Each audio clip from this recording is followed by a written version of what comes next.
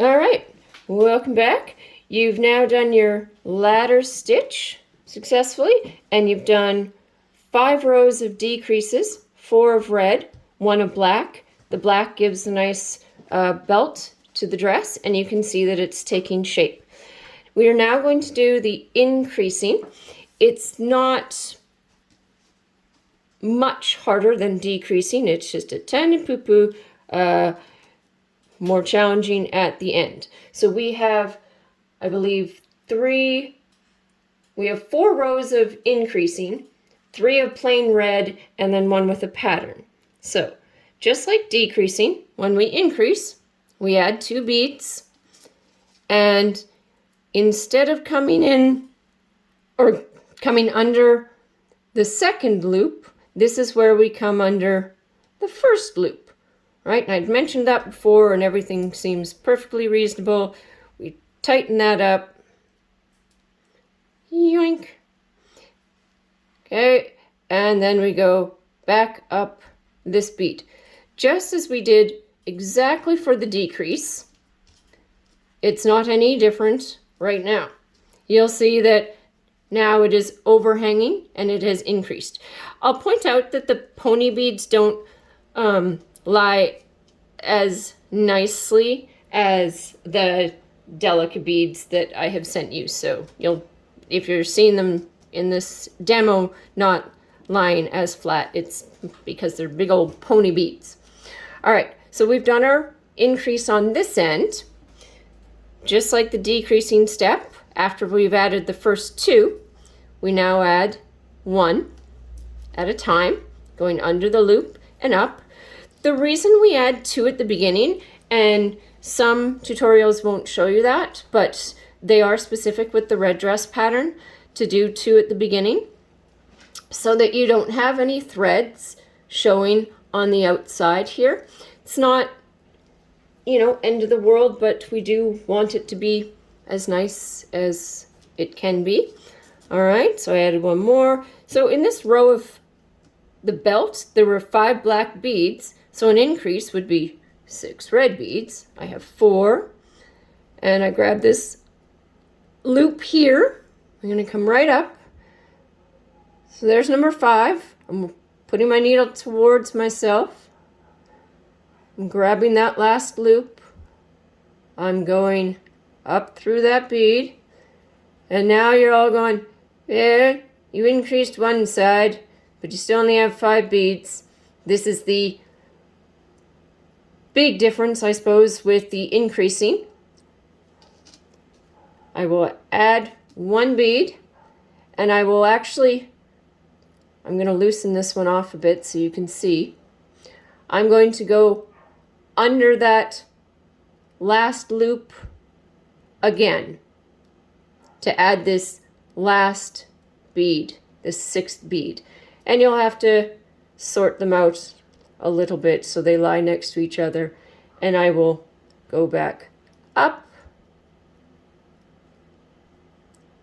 Okay, so these last 2 beads, let's see if I can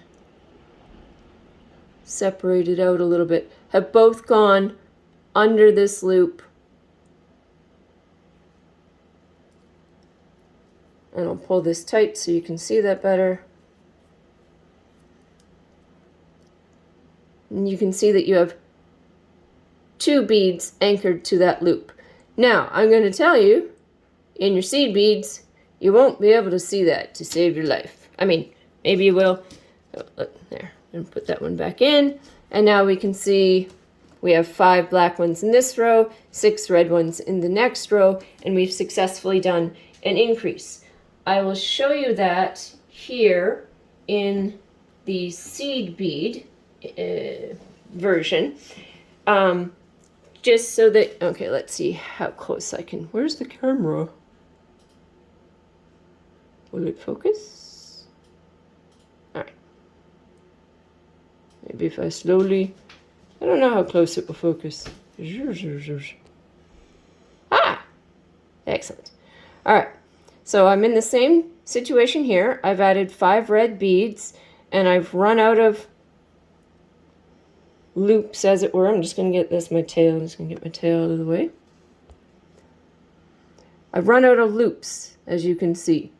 So I'm going to grab a red bead. This is my red bead. You can, it's my phone. It's going to tell me who's calling. All right, so I've added a bead. Yoink. And I'm going to go under that same loop, but you can't see it really this way. I'm going to find it by going through these two black beads underneath. I know that's where the loop will be. And I'm telling you this because, yes, you can see it in the seed bead, in the pony bead example, no problem.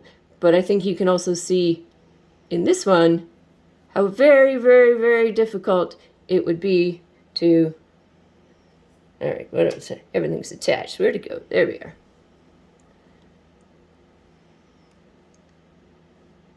And there it is.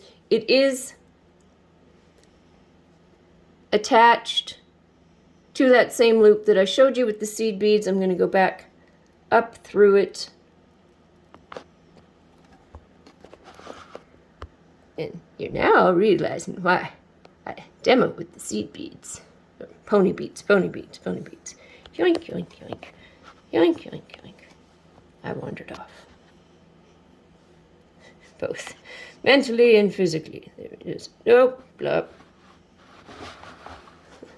It's very hard to do this out in front of yourself. You know, not sitting on your lap, petting the cat. There we go.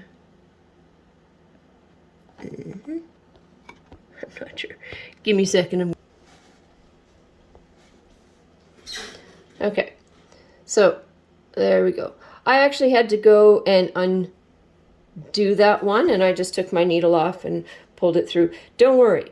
You're going to make mistakes, and the increasing rows, you're going to probably make mistakes with that last bead for a little bit.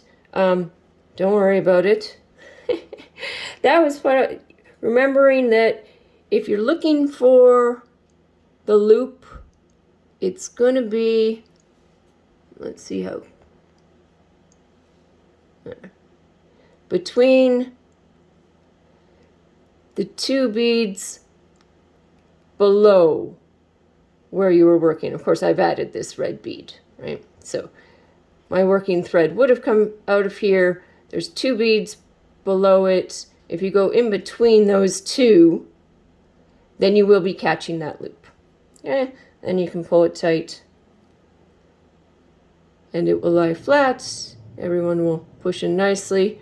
I flip it over, of course, and I start again. Don't be afraid of the mistakes. You will you will make them. What happens to me in my other beading classes that I've taken, I will make a mistake and then I will undo it and spend 45 minutes trying to rethread my needle that I've completely lost pace with the class. It's one of the reasons that I have tried to make these videos for you so that if when you do lose pace, you can pause the video, fix your mistake, or just slow it down and come back to it. Now, you shouldn't be running out of thread, but I am, because I'm using pony beads and this big twine stuff. If you do run out of thread, or firewire, don't worry, that black one will pop in. You just want to go down. Now, you want to feed it through the beads. I'm going to warn you, whenever you're feeding it through the beads, you go one at a time. You're going to want to go two at a time. You're going to think you can go two at a time. And in reality, with the pony beads, I can go two at a time, but don't do it. One bead at a time, I promise you. Why? Because these are glass, delicate Japanese seed beads, and they will, in fact, break. And I will show you one here in a second. I have a couple of really, really nice earrings that are all but done, and I tried to go through 2 beads at a time, and I broke the bead and it can't be fixed. So you'll see I've just woven it, my tail, all the way down. I don't need to cut it or anything like that. I'm going to grab, I came back, just like the cat. All right, so now I'm going to add another piece in, and I'm going to want to be coming out of here. So again, 1 bead at a time, just leaving a tail. Don't worry about the tails, you'll grab them later in the fringe. And yoink. I could go all the way up the side, but I'm not going to right now. I'm going to do a little zigzag. There is a maximum number of, this is all messy down here, times you can go through a bead, of course. And I went over too many. Oops. Yoink. There we go. I guess I will go up through these. I will go up through the sides. They wind up going through so many beads that honestly the knots aren't necessary. It gets so back and forth and zigzagged and all the rest that you're okay. And this is why I tried to start you with the longer piece. It's not ideal having to rethread. It's not the end of the world, but it's a little messy. And you wind up taking up valuable real estate inside those bead holes. And I probably shouldn't have jumped over that one, but no fuss. Anyway, so yeah, if I pull on this, yeah, this tail will move, but I gotta pull pretty tight, and a few more beads along and I'll be fine. I'll just start this row. I'm doing another increase quickly. I had 2 beads, I'm increasing, so I'm going through the first one, and the only really hard part comes at the end, so let's just tighten this one down. And I will quickly show you one of my examples here of what happens when you try and go through 2 beads at a time. You wind up with a broken seed bead, and you can't fix that.